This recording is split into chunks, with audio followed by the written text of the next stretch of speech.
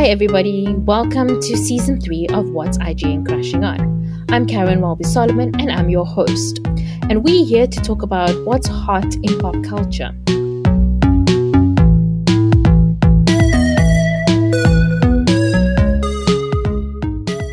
Welcome to episode 7 of What's IGN Crashing On.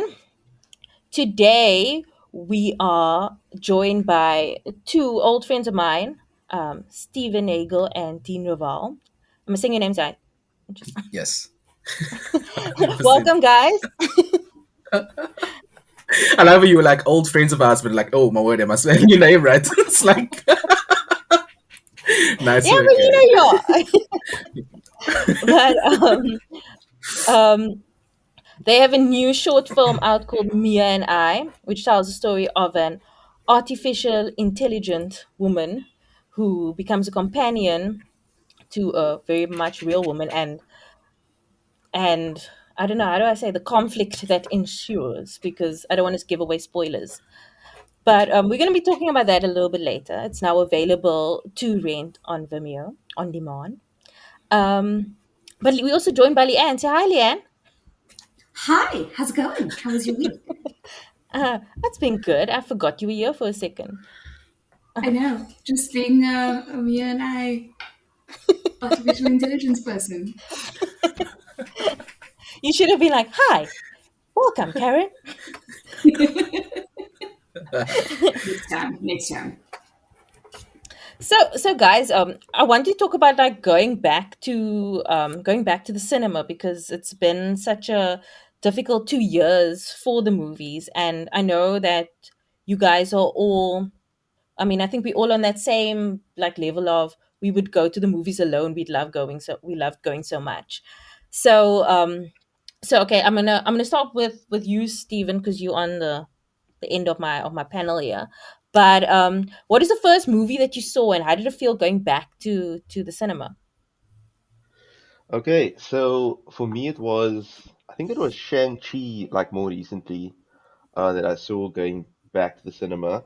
Um, and I saw it on IMAX, and it was such a big, bombastic experience, and very worthwhile going back. But I think for me, what I enjoyed about the whole experience is, just like, I know this sounds really weird, but the feel of the soft carpet in the cinema and the smell of popcorn, all of that just bringing back those memories because I love the cinema. So for me, it was such a joyous experience to be back like at the big screen.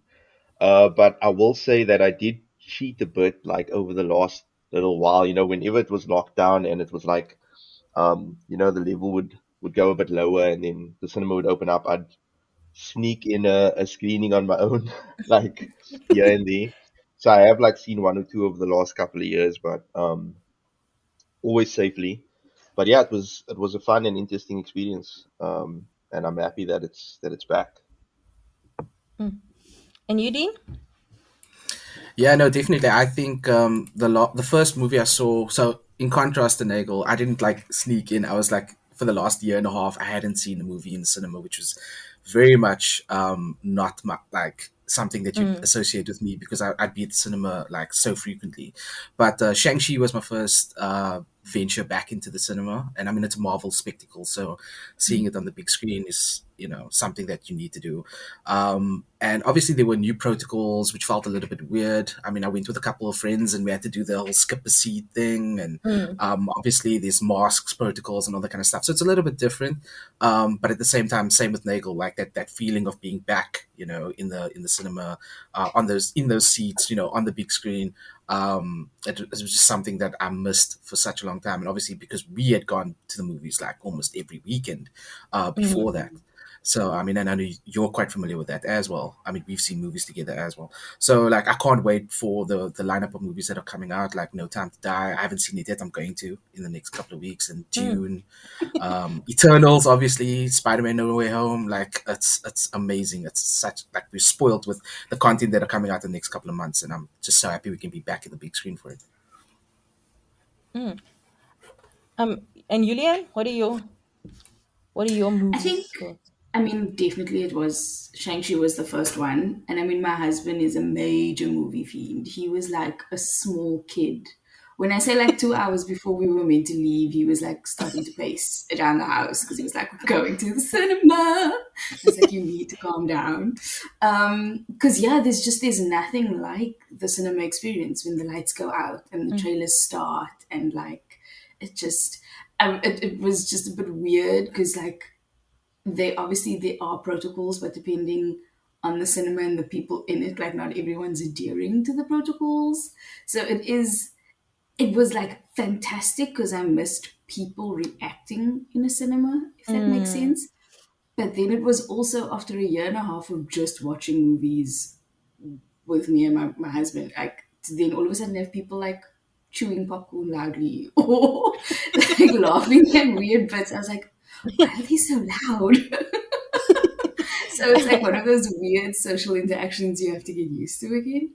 But yeah, very excited for. I actually think Bond is going to be the next one we go see, and then interested in the Last Duel, which Last Duel, the one with Julia. Adam Driver and Jodie Comer. Yeah, I'm Ridley actually Scott's kind one. of Yeah. keen to see that because I feel like I haven't seen a period like that sort of drama in the movies in a while.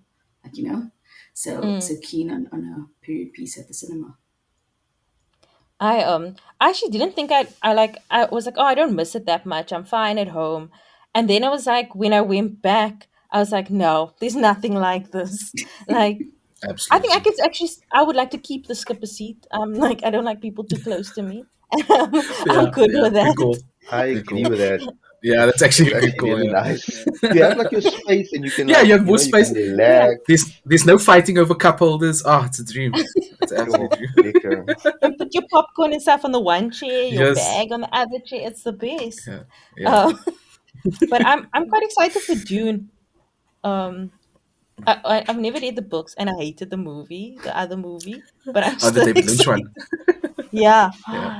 Yeah. I know there's like Yeah, cult I'm also followers, but I was like, I don't get this. I don't. It just wasn't for Yeah. me. But mm. Yeah. Stephen, what are I mean, you the excited to cast. watch? Sorry. No, no, no, it's cool. It's cool. so for me, Dune I think is the next big one. I've seen the new Bond movie, Mm, which was amazing. Sorry, my dogs are making a noise in the background. Apologies for that. Um, Yeah, so Dune is the next one that I'm looking forward to. I'm a big fan of the book, and I'm a big fan of Denis Villeneuve. So mm, I think he's one of the best directors working today. So yeah, I'm looking forward to seeing what they do um, with that film because like you, I'm not a fan of David Lynch's Dune mm. because it's the one film from him that I don't like. Like I actively dislike. It's bad, and I'll get a lot of backlash for saying that. Apparently, he doesn't like it either. Eh? Like I Yeah, read he's Yeah, recently, like he's so just he like wants not to a take his fan. name Yeah. off. I guess the man Yeah. has spoken. So yeah, Mm, but I'm looking forward to Dune. That's probably biggest on my list, and then Eternals and No Way Home as well.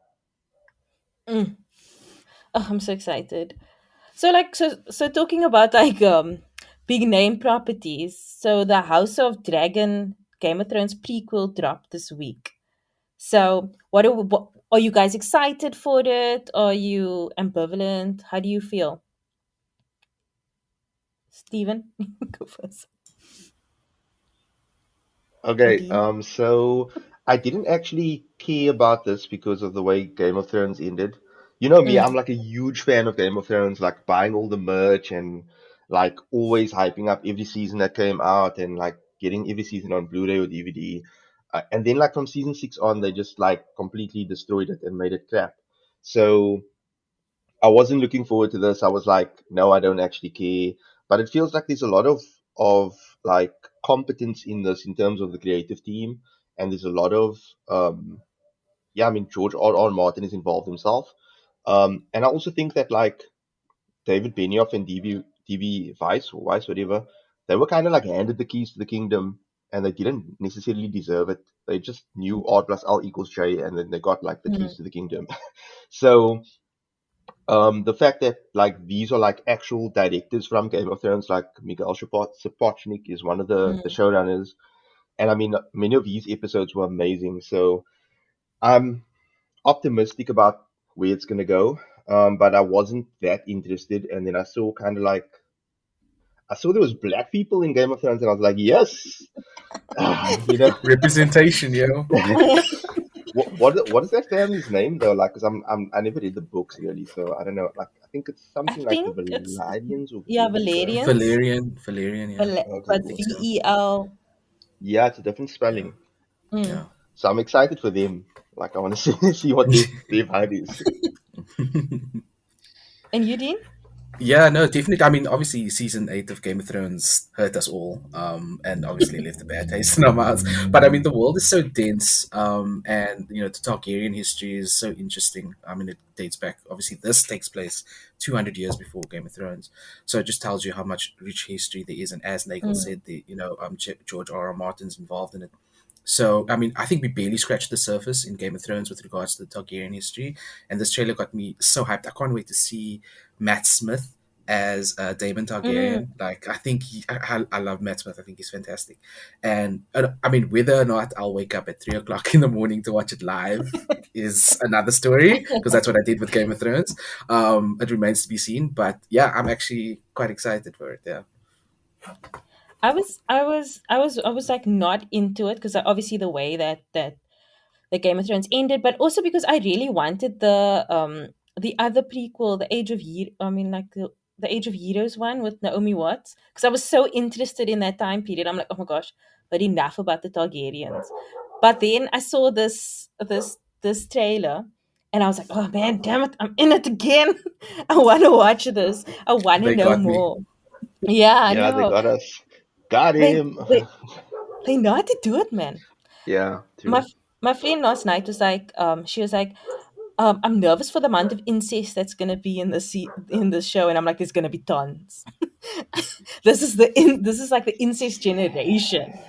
Exactly. Yeah. We The were actually Targaryens are talking. like known for incest. Yeah, exactly. Yeah. Like just everyone, and they all have the same names. Like it's just so incestuous as well. Like, but we were also talking about like because this is a Targaryens thing. Like how many dragons are going to be in each episode, like all the time. Like Mm, because, like remember, because when they were obviously a smaller part of Game of Thrones, not smaller part, but like obviously there were yeah. Starks and all the other families. This is largely a Targaryen thing. So are we just going to see dragons flying everywhere every episode? Like how much is that CGI budget going to be?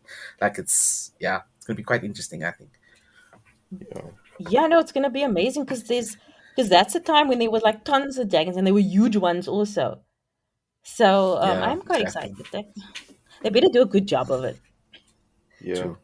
But yeah, I have hope. I remember I remember when like there used to be like a dragon centric episode, and then there would always be like a wave of news that like, oh, this took this percentage of the seasonal budget, and you're like, holy crap. And then like, so now I wonder how that's going to be, you know what I mean? Because there's like dragons all over the show during this period apparently. So yeah, it's going to be interesting. So now they're probably gonna budget specifically. Remember, like when the dragons used up all the budgets and we just stopped seeing the dire wolves, like we couldn't Yes, see them exactly. anymore They were like, we can't fit them into the Exactly. budget anymore. because the dragons just took up all the budget. But yeah, no, but maybe like I feel like probably because Game of Thrones is so successful, they're probably giving so much money to the show, and Yeah, HBO I it's think like is putting a lot of stake in these kind of like big budget like tentpole shows basically. So yeah, I think I agree. I think they're not going to be shy with the budget that they're giving to it. but even like I mean the smallish like his Dark Materials like that show's budget is also like the CGI in that show is amazing. Like I'm like for sure this not it's not a Game of Thrones, but like like the way it looks like if you show like put that show next to like Game of Thrones season 1, like it's amazing. But I mean I suppose the technology has also changed so much. Um what is I gonna ask you now? Um ah Never mind. I don't know. Oh, I was gonna say, even if you look at the new Eternals, like if you look at like the shit that they're doing on there, like it's everything looks stunning. Yeah, and Chloe Zhao as well is like so fantastic at like Yo. what she like storyboarding and knowing exactly what she wants visually as well. So I think yeah, no, it's one of the things. I think they're really hitching their bets on Eternals. I think it's going to be a game changer in the MCU. I'm really excited to see it. Mhm. Also, I know And it's so we were soon.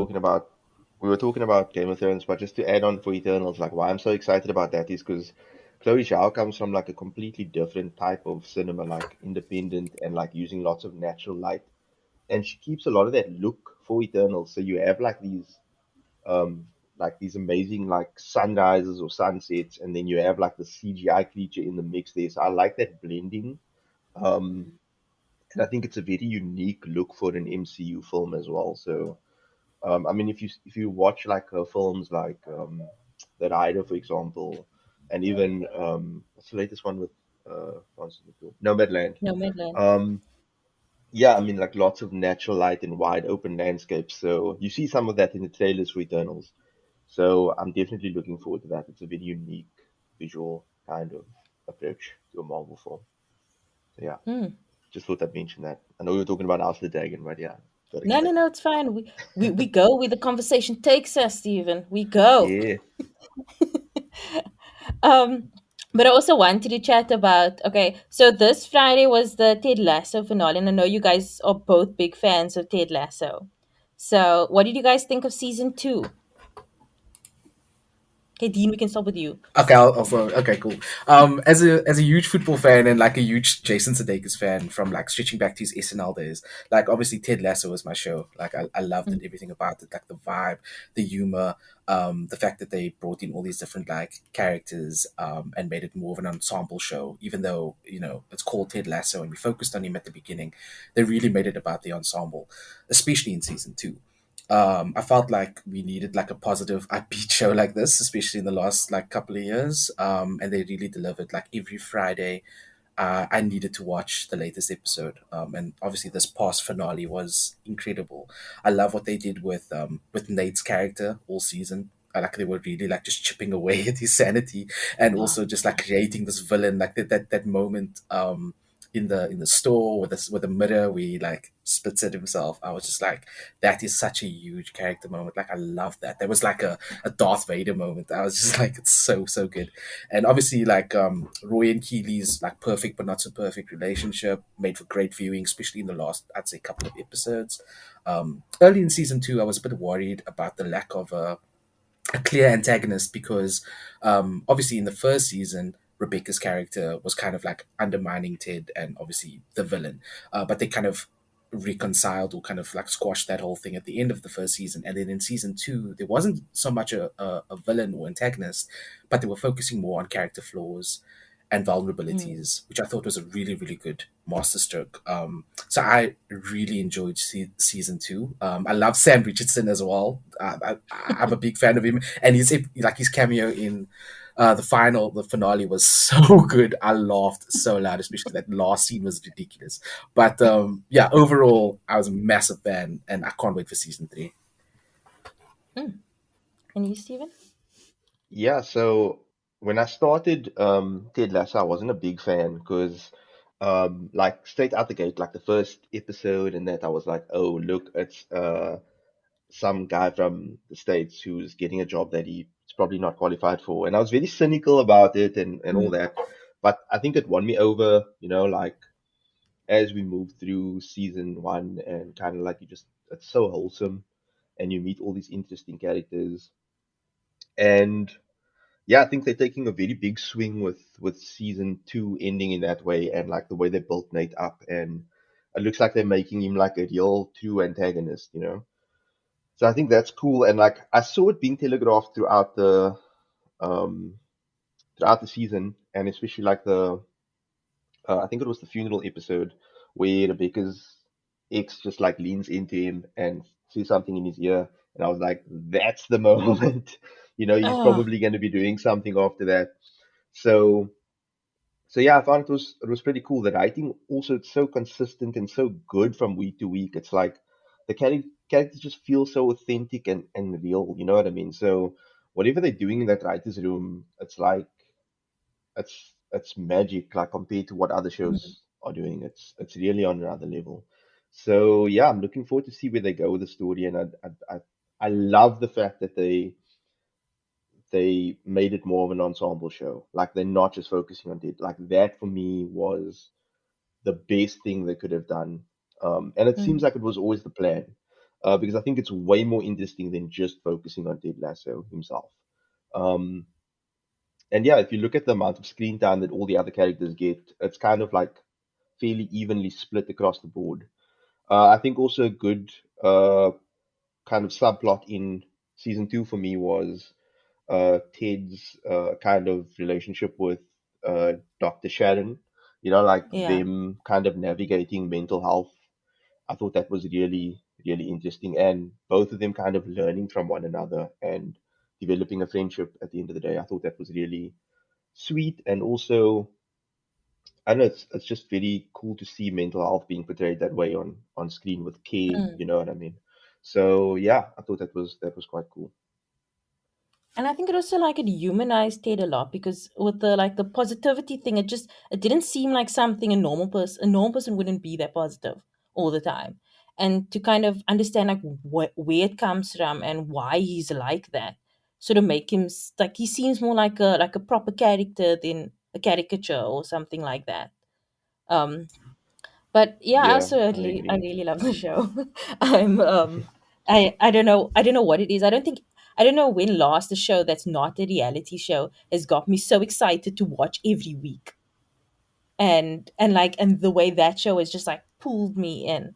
I I I would have like the one thing like I did have a problem with is like I do think that some like the standalone episodes, even though it was interesting, I think it kind of like it just felt a little bit out of place. So like the Sure. the Coach Beard one and The Coach stuff. Beard one. Yeah, Yeah. like I want to know more about Coach Beard, but I didn't want it to take away from like what's happening in all the other, all, they really Sure. built up Yeah. what's happening in the story too much. Um, Yeah. and I would have liked to see like Ted's reaction to what happens in the finale with Nate, like Yeah. at the in the time jumps. Um, Yeah. Also, this is what I was thinking about. I was like, if I was Sam Richardson and I was trying to get Sam to come over, I would have taken him to a museum and say, "Can you see all these African things on display for the Europeans? You are one of them." Yeah. That's what I would have said. I was like, Yo, Yo, that's brilliant actually. he Wow. colonized your mind. Yo, telling me to kill Monga. "Yeah, that's what you say." I'm like, "Why is he taking him to a museum?" That was the logical point for me. But anyway, Yeah. he didn't say that. Oh, but that's He such just a started that's a making. brilliant line. Oh my goodness. That's so good. You But should be in the anyway. writers' room, Yeah, you Karen. should be, You yeah. should. You should literally just pop in and be like, here's the golden line that's gonna Yeah, do everything. here's And the then just pop African out line again. too. Yeah, being put me in with Jamie Lee. Jamie Lee is one of the writers, no? One of the Yeah. comedians. I think Yeah. so. Uh, And Phoebe um, Walsh and Brett Goldstein's also actually a writer as well. Roy Kent. Yeah. And Ashley Nicole yeah, he Black. started Yeah, as they've a got a writer, he did. Yeah. and Yeah, then he he was was like, talking about it.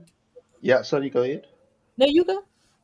No, I think it was in the episode with that he did on his podcast with Barry Jenkins where he was saying that he was invited as a writer and then he actually um read the character and he said like I could do this and then Mm, he made a tape, he self-taped and he sent it to them and he was like, listen here, if this works for you, I'll do the part, but if it doesn't, just make as if you've never seen this, Yeah. just throw the tape.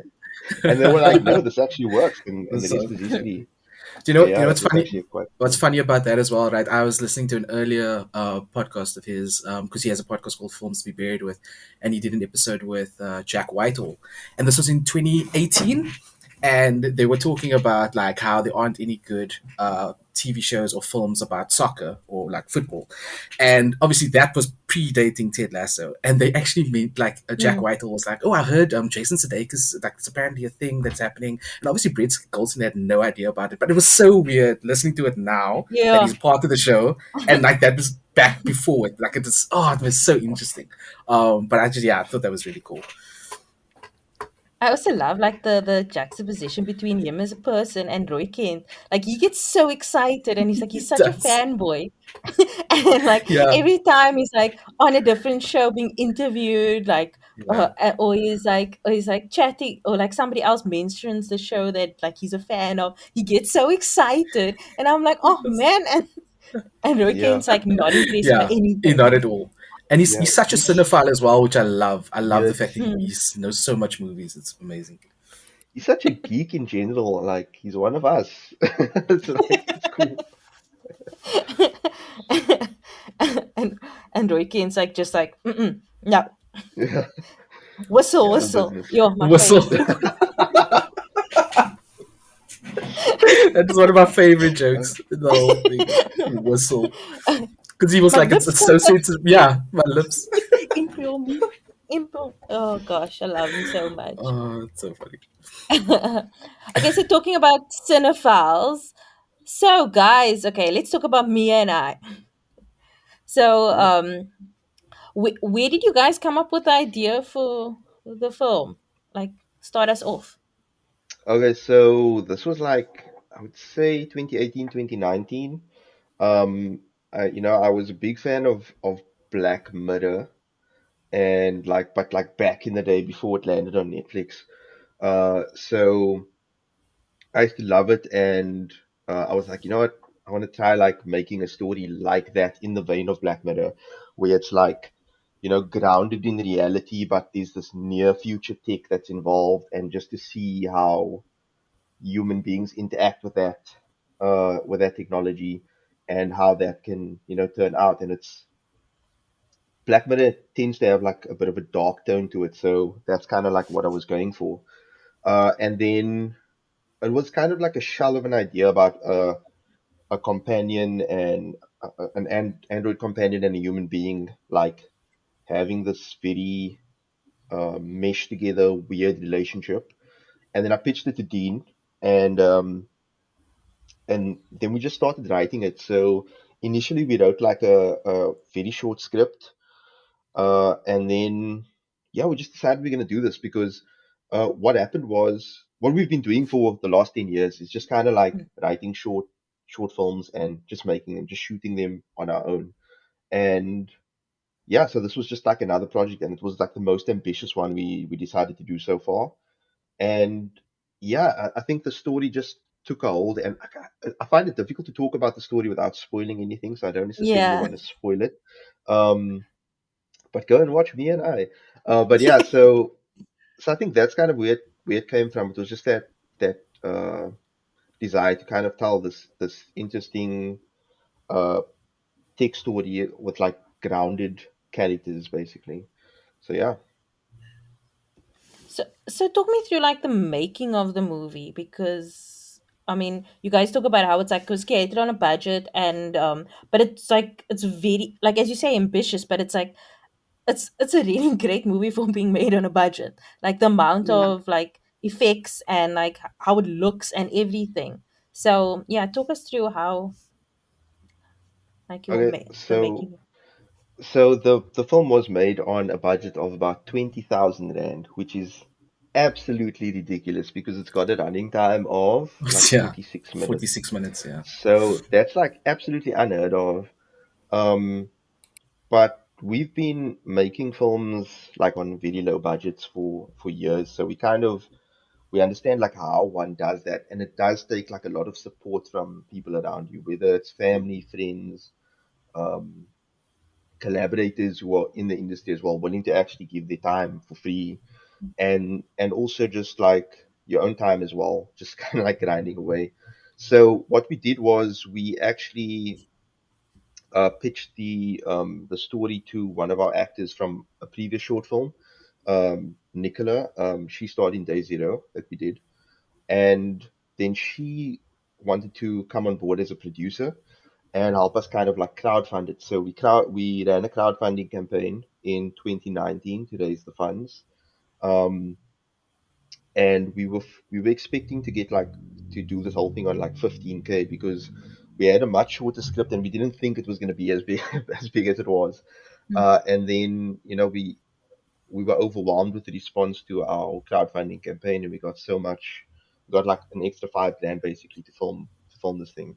And I think a lot of that money went into the logistics of shooting, like renting gear and, you know, like props and costumes and things, and then also petrol money. So, yeah, I think like for the most part, the film is more, not, I wouldn't say more, I would say it's just as much crowdsourced as it is crowdfunded. So what I mean when I say that is a lot of the budget went into the logistics and the props and the physical elements, and then the crowdsourcing was the actual cast and crew that came on board and collaborated with us essentially for free. So that's how we pulled it off. Um, we didn't pull it off, like we as the whole pulled it off. Yeah, it Yeah, because doesn't I think work it's on a audio. yeah, the gestures don't really work on audio. But yeah, I think the main difference between this and some of the other films that we've done was that we had such specialized people coming on board and helping us. Because I mean, Karen, you helped out on day zero as a script supervisor. Nagel and I were doing a lot of the key roles on the film. So we were kind of like a two-man band in that sense. But in this one, we had a very talented cinematographer, present company's husband, Stephen Phillipson. So that was fantastic. That took a weight off our shoulders. And obviously we had a script supervisor. We had in day zero, I was holding the boom mic, Yeah. and this time we had someone who actually knows what they're doing with the boom mic. So that was fantastic. So we had a lot of really good specialized people come on and help us then direct the film, and direct the actors and make sure that the vision was what we had envisioned. So yeah, that's I think that's what sets it apart from all the other films that we've done previously. And obviously the fact that we got so much support, like Nagel said, from people that were willing to do it for free, really helped us get it over the line and make sure that we use the budget well. So, I mean, I know you guys said you wrote and you worked in this in like 2018, 2019. But did you kind of like foresee the fact that it kind of like it loops in with the whole COVID vibe? Like the isolation, the depression, the kind of like the needing of a companion. So, yeah. It's actually so funny because when I first read the script, because as you mentioned, my husband worked on it and I was going to be involved at some point. And it was so funny because it actually, at the time you guys had written, it was very much playing on the ESCOM load shedding narrative. And then actually the delay with COVID made it so much more relevant because of COVID, because then ESCOM became like a back feature. Although now we're back in it, so Now who it's back. knows? Yeah, But Yeah, yeah. that's Yeah, why we're there. it always comes full around. The wheel always circle, full turns. Yeah. circle. But yeah, I think that like the delay actually helped because it meant that the plot became so much more. It's interesting. Mm. Yeah, I think that was just kismet, it just happened that way. And sometimes that does happen, like your stories, the resonance of your stories grow. And I think the reason that that has happened because at the heart of me and I is the characters, you know what I mean? So, and Sophie is someone dealing with depression and mental health issues. And that was very important for us to kind of portray in an authentic and like kind of like real way, you know what I mean, and not a way that's exploitative, you know what I mean. Mm.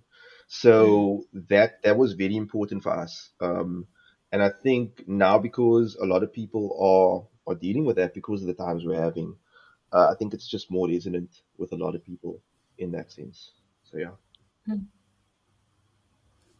I thought of like I was like, you after COVID you're going through like this whole like during COVID like this recluse stage. And I'm like, oh, now you have to go back out in the world. And like part of me was like, oh no, I'm scared to go back out in the world. And then I'm like, sure, but just now a AI comes and take oh, spoiler. Love So the life, Nice. girl. Live your Nice. life. let me just stop myself in time. But you guys know what I mean. Yeah. I was like, I don't, yeah, that's a warning for me in my life. Let me just, Yeah. Yeah. Cautionary tale. Yeah. yeah, it's a cautionary tale. And I just want to say, like, without spoiling, I really love the ending. Like, oh, it was perfect for me. Perfect. Thank, Mm. thank you. Um, Yeah. Thank you. We were worried that like some people, without giving it away, we were worried that it was maybe not going to land as well, as because we were like, it's a bit, I don't know, open ended, so to say. Yeah. But yeah, I think it was a masterstroke on our end to actually do that, because it kept people talking afterwards, and the discussions afterwards was so great. So yeah. Mm. It's like the spinning top. That's always the interesting thing Yes, about Yes, writing. it's exactly right, Karen. You nailed it. We that's what referenced it that. is. Yeah, Yeah, we were like, but this is okay. the Inception ending, and It's I the can't believe you Inception just ending. I can't believe you just pulled that out. That's amazing. Yeah, 100%. Yeah. Okay, guys, we're trading very close Yeah, here. yeah, Yeah. we Okay. actually Yeah. Okay. are. Okay. Yeah, Okay. this Okay. is Okay. So, yeah. so what are you guys working on next? Um, so we've got a couple of things in the pipeline. I okay, so the contacts and details haven't been signed yet, but we have something in active development. I'm just putting it out there Oh, in the well. world. We do have something in active Yay. development, a short film. So that's one thing I'll just touch on lightly. And then we have been in conversation with uh, a producer to produce one of our other feature scripts. So yeah, we're hoping for the best, but I think the whole point of me and I was to kind of like put it out into the world and show to producers and broadcasters that look, we are here, look what we can do with a 20,000 rand budget. Imagine what we could do with the support and infrastructure of like a Mm. full production. We've got the stories, we're ready to tell them. Absolutely. So It's like a so yeah, I calling think card that's basically for us. yeah. So I mean that's what we've got in the pipeline, and then we are considering also possibly filming a short next year sometime, which we haven't written yet. But we've got a lot of support from like friends and even some of our backers who have offered up locations for us to shoot at, pretty awesome locations after seeing me and I. So yeah, we're gonna in a few weeks' time we're gonna go scout those and then see which of our stories in our draw of hundreds of Mm. stories that we have would fit in best with kind of those locations. And yeah, I think that's the plan. Just keep creating. That's the plan. That's all we want to do. So yeah. Mm. So, what do you think is like the biggest lesson that you've learned during this, like this time, like with Mia and I, and your previous films? I think the biggest one, like that I've learned personally, is like collaboration is key. Like we have the skills to write a good script, and we can, obviously we've learned and done a lot of running and gunning and stuff. But like collaboration with people who are very specialized and actually know what, like know exactly, or always in line with our vision. Basically, that's so great because it takes some of the pressure off of us, and it allows us to make a really really great film sometimes in a short space of time on a limited budget, as is the case with independent filmmakers. These are the limitations.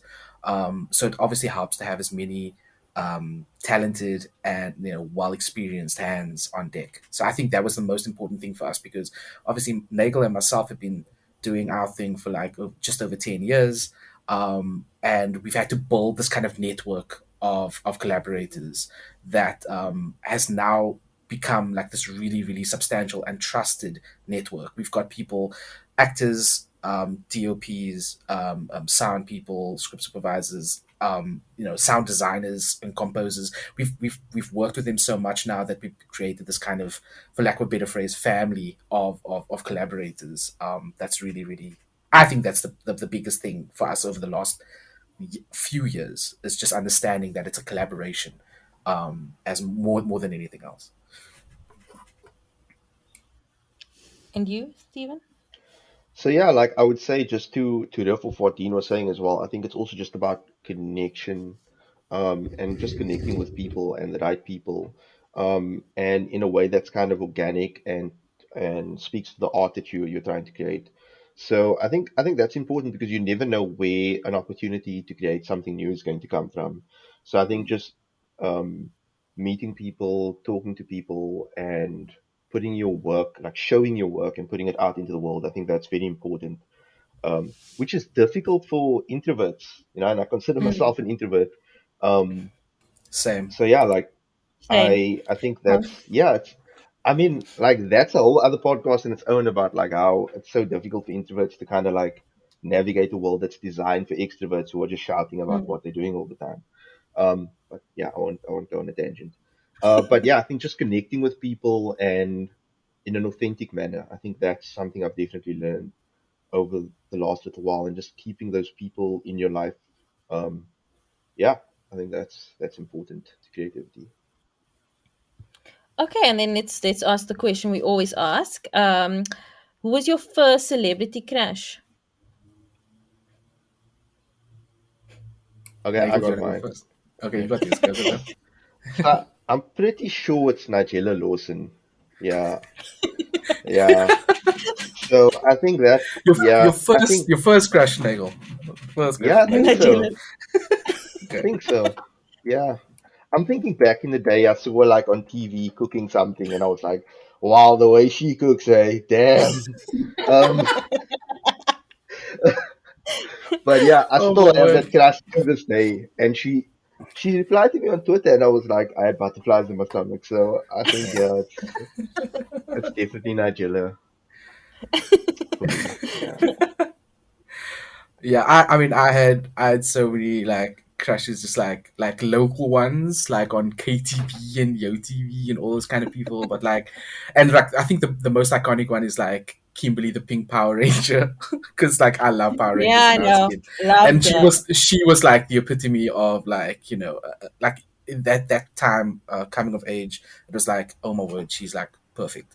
But I've had so many crushes like over the years. Like it's a problem for me. I know this, but like every show, there's always at least one chick. Well, I'm just oh sorry, not chick, one woman who is who I'm just like wow, she's like, and then I just like I'm in love with her. Basically, it's actual real So, problem. who's your Ted But Lasso one? my Ted Lasso one is actually Hannah Waddington, like No. Rebecca.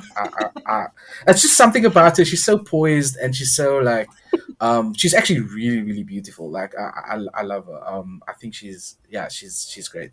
But you could literally like every show. I'll just my ultimate one is Alison Brie from Community, Mm. because Community is one of my favorite shows, and Alison Brie is just inside and out. She's just amazing. Like not just even as Annie in the show, but just like Alison Brie in general. I could talk about her for a whole length of a podcast.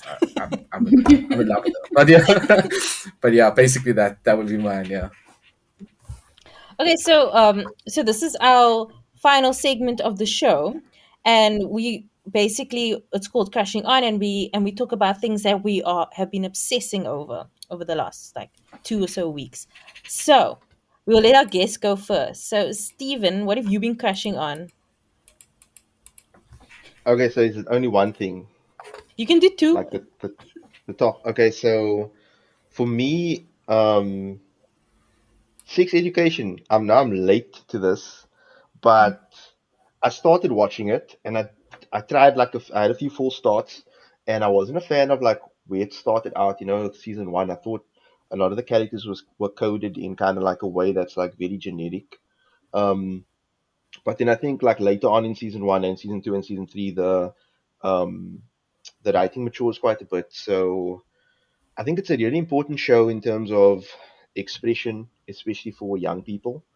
And I think it actually just showed me various perspectives on the things that young people go through, and like certain things that I went through when I was younger that I maybe didn't think about in the same way. So yeah, sex education is a very important show. It's funny as hell, but I think it's also just very important from like an educational standpoint for parents and I wouldn't say kids, but like teenagers maybe to watch. So yeah, that's the first one, and then the other one that everyone is talking about, Squid Game. And this one is really important for me I because it's a survival drama story, and it's not the kind of story that can be sold easily to a producer or to audiences. I mean, the creator tried for 10 years to get it made, but it just shows that like this kind of story can be really popular and can resonate with people around the world because of the themes that it carries. And I find that really inspiring as someone who writes genre film and series, Mm. that's not necessarily mainstream because you you can often get boxed in a lot as a creative, like, oh, this is what's popular, that's what's popular. We need this type of looking person, and we don't want that. Whereas Squid Game is kind of like breaking through all those barriers and saying, no, we can have a full cast of South Korean people, and it can be in a foreign language, and it can be about, like, it's the most violent thing on TV at the moment, and yes, yet it's the most popular thing in the world right now. So Mm. I think that just goes to show that um, every story deserves a chance. Is what I'm saying. That's why I love it so much, and that's me. And you, Dean? So, in keeping with what Nagel was saying about being late to the game, I've only started recently watching Teen Wolf for the first time. So Oh wow. I know. So, like, I've got like 6 seasons to watch, and I'm on season 4 at the moment, and I'm really enjoying it. Like, I love it. I think it's got the right blend of action and drama and comedy, and everyone's like, they bring the A game to it. And I'm trying to avoid spoilers because there's a movie announcement now. So, Mm. like, now everyone's like, oh, I wonder if so and so is coming back, and I'm like, but does and if they don't mention someone, I was like, oh no, did that person die? Because, like, I haven't seen all the way through it, and I'm just like, no. So I'm trying to avoid it. I'm obviously quite happy that Teen Wolf is getting a movie. That's fantastic because I'm just gonna ride that through. But I have to, like, finish it really quickly. But the thing is, I've been watching like 1 or 2 episodes every evening for like the past few weeks now. So I'm really really enjoying it. That's probably the one like series thing that I'm really obsessed with. And then we mentioned it earlier, but Brett Goldstein, who plays Roy Kent, has a podcast called Films to Be Buried With, and I'm really obsessed with that as well. I've been listening to podcasts in general a lot over the last like 2 years with the pandemic. I've been obviously I listen to a lot of entertainment ones. As I'm sure you do as well. So, like, for instance, Dax Shepard's Armchair Expert, and Life is Short with Justin Long, and all those kind of ones. It's interview shows with celebrities that I really enjoy.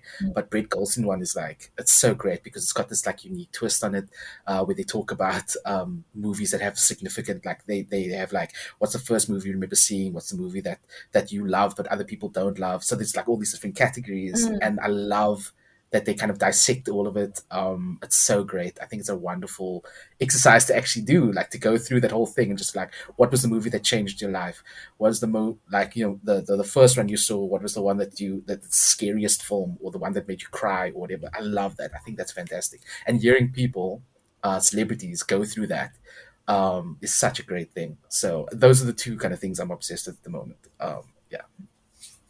Okay. And Julianne?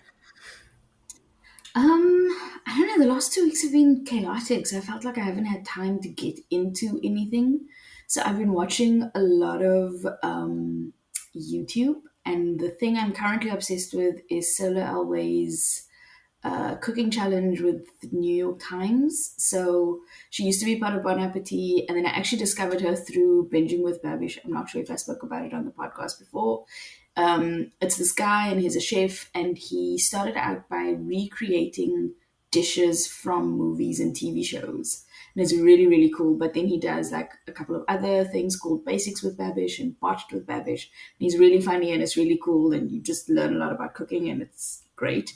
And Solar actually featured on there before moving on to New York Times. And it's her and her husband, and they get a mystery ingredient and they get 1 hour to create dinner and a dessert. But like it's been weird things like coffee beans or pickles or peanut butter, and having to make a main meal out of peanut butter or Oreos, or it's just been so interesting to watch, and she's entertaining as hell. So yeah, I've been binging That's a lot fun. of food stuff. Keeping in your Nigella theme, Steve. Yeah. You know what? I'm actually thinking now, right? And I'm like, maybe I'm having like a Mandela effect or something here, but I'm like, I don't even know if Nigella was around like back in the day when I was like growing up. I don't know. I don't know where that happened. I feel like she was. I feel like she had an She She probably SABC was. was. show. She Yeah. I massive, think Yes. she yeah. was. Yeah. I remember seeing it on like Sundays at my grandma's house or whatever. You know what I mean? Like I remember that. I SABC distinctly remember 3, that. it's very much Yeah. that vibe. Yeah. Exactly.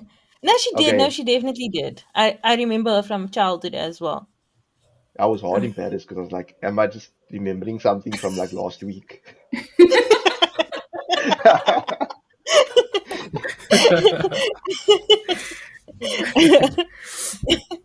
That's hilarious. Um, for me, I have two shows this week.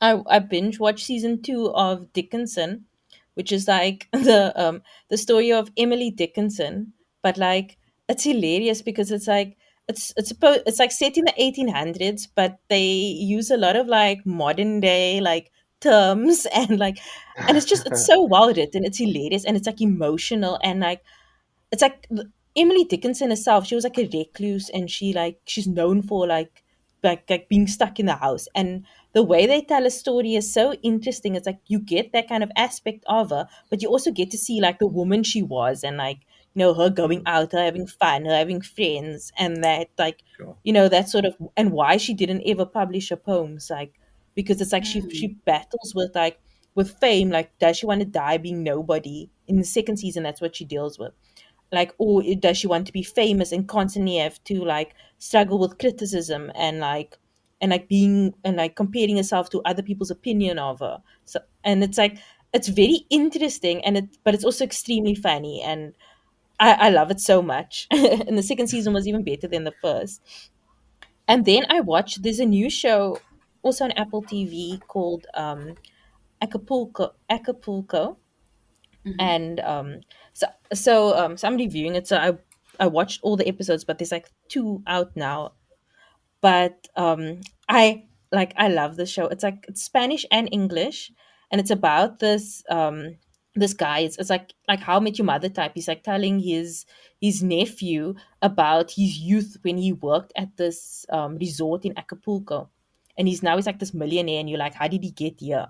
But then it's mm. like it goes back to the 80s, and he's just not like he's telling the story, and like it's like the characters are so well like written, and they just and it's so funny. Like I was laughing all the time. But there's also like like the guy who plays the younger him is so charming, and you get so lost in the story that like you want to stay in the 80s and you don't. But in the beginning I was like, oh, I hated when they go back to the present time. But then by the end I'm like so keen to see what's going to happen in like the present day.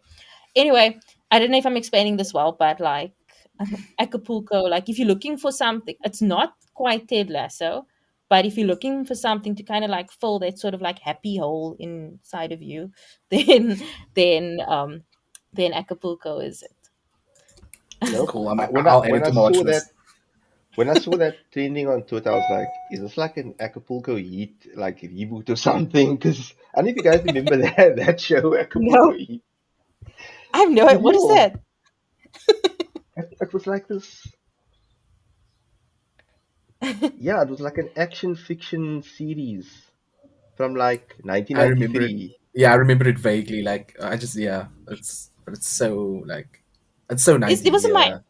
there was like a Miami Heat also, wasn't there?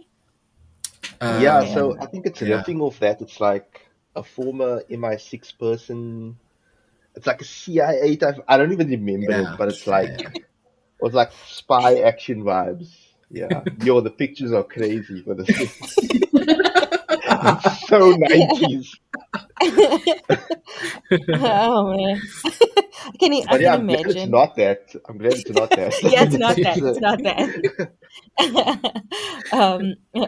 It's actually based sort of like on How to Be a Latin Lover. I don't know if you've seen that movie. I've heard about it, but I've heard I've of it. not Yeah, seen it. as well. I haven't seen it. It's like this guy who's like a gigolo, but it's not like that. But it's Is it also kind of like? like, but Is Mm. it it has kind of this.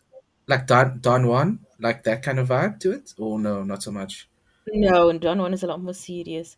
This was like it Mm. was very much like it's like a guy who becomes like a gigolo who's like in the like and then like he marries like this older wealthy like sugar mama type woman, and then he like gets lazy and he just starts like living his life, and then she's like in her 80s and then she dumps him for a younger guy, Oh no. and then he has to kind of like find out what he has to do.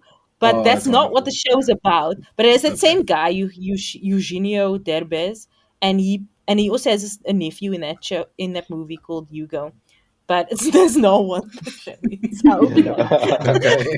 Cool. Okay. But thanks, guys, so much for joining us. This was lovely. Um, Yeah. Thank you. yeah, Thank you for having us. Yeah, this is amazing.